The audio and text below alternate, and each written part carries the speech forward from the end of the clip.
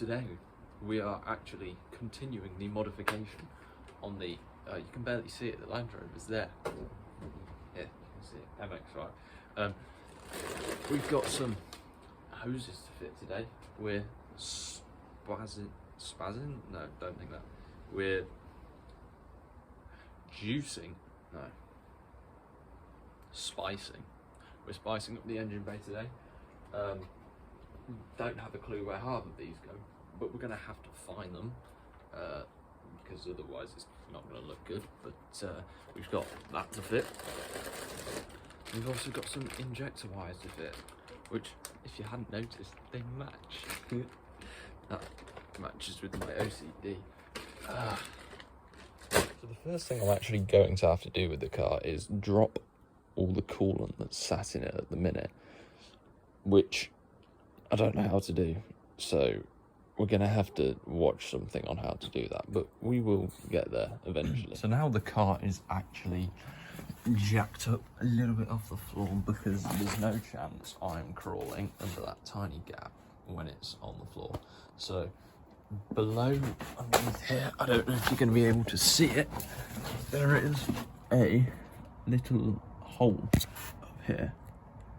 You need to pop that out to drain the coolant. So likelihood is I'm going to end up covered in coolant. It's going to be all over the garage floor, and it's going to go very badly. So let's get started. So as we can see under the car now, the coolant is draining very slowly. No idea why, but push that back there a bit. It is coming out. I'm catching some of it, ignore that there, but we'll just move some of the shit out of the way. But we should be able to start soon. So it would have been a wise idea to take this off, because that's of course going to make the oil flow go a lot faster. You can see it's coming out a lot nicer there, and it's not splashing all over the place anymore. So soon, what is that sound?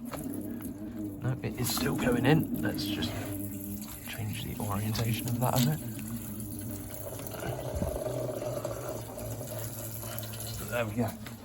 We've got coolant coming out. It has pretty much stopped draining all its coolant, so we're just going to go pick and mix in here. We'll go for, actually no, we should probably do it in some order. I don't know. I'll look for one that looks like it goes somewhere. So here we have the first pipe of the day off. We took off the airflow pipe.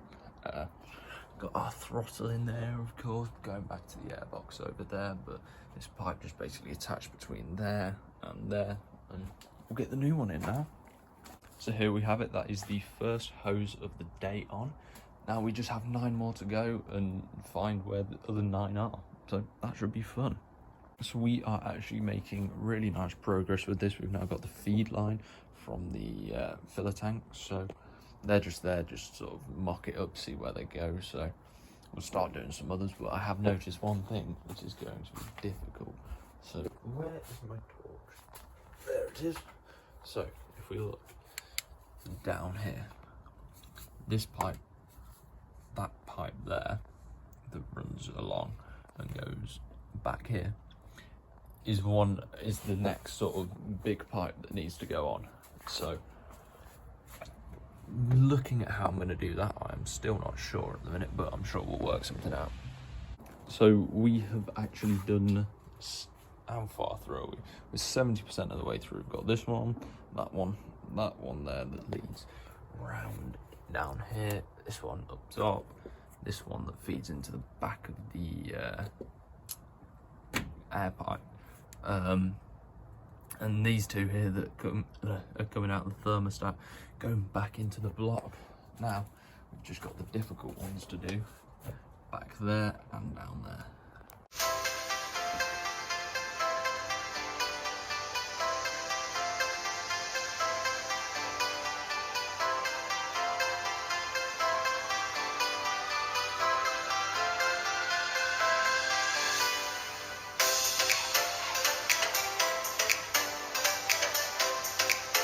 So we have just got off what I believe would be the most difficult pipe to get off, and it's the same one that poured coolant all over my arm last night. As you can see, it is still residing down there, all the old coolant, but of course we've got those two back there still to do.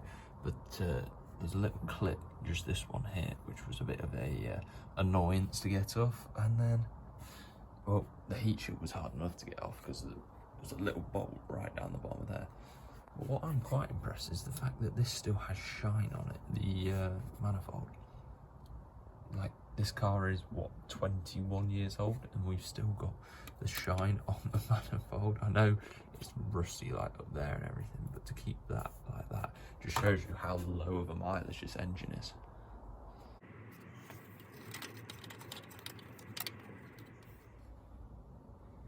Now, the best thing about the Mazda MX-5 is on the under tray, you have these little flaps, one either side. There's one over there somewhere, I believe. There might actually only be one here.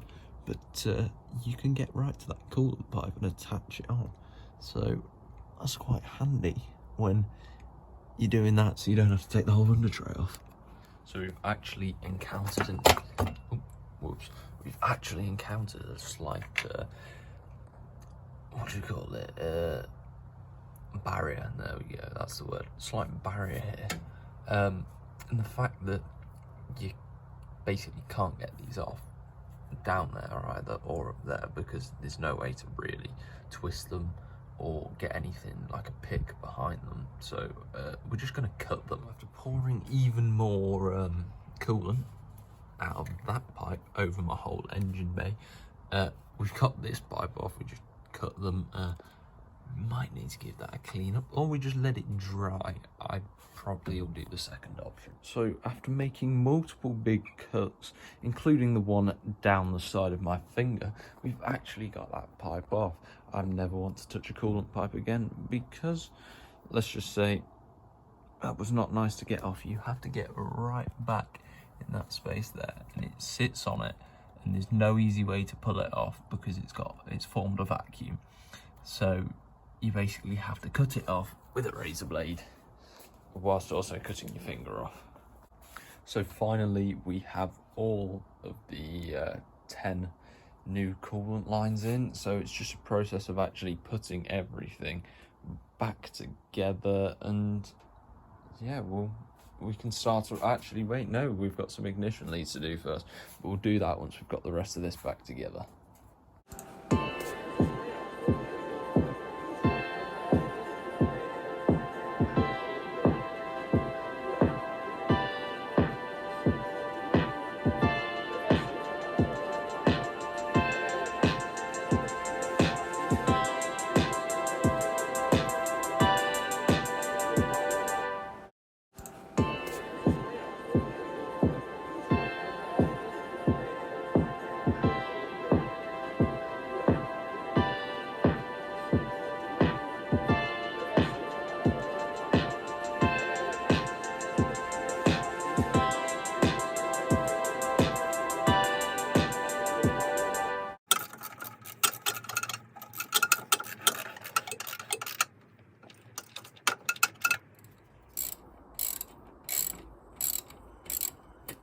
So now the engine is all back together and looking very nice. Can see all the blue coming through, blue down there, blue down there, blue up there. Obviously all the blue on this side of the engine.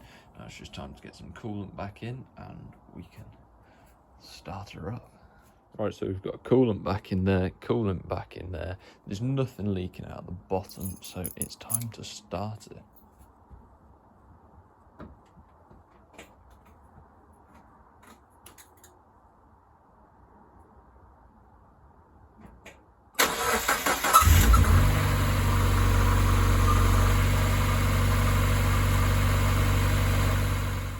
Now we have actually established that the engine is running fine and it's all up and working again. It's time to get these in. So basically unplug them at the back, unplug them at the front. They just plug straight back in and it's about a 5-minute job.